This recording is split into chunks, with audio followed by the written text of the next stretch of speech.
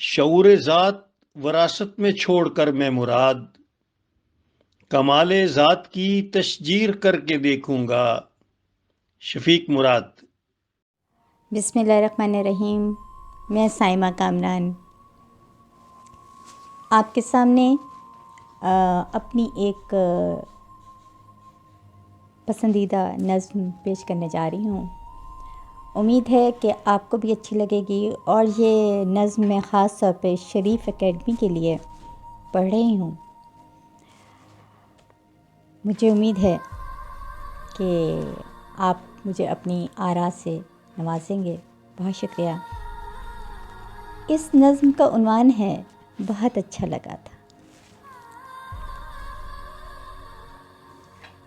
मोहब्बत का वो लम्हा जब मेरी रग रग में उतरा था, बहुत अच्छा लगा था। कई बरसों से ठहरी झील में कंकर गिरा था, बहुत अच्छा लगा था। सुलगती राख पर बारिश का कतरा जब पड़ा था, बहुत अच्छा लगा था।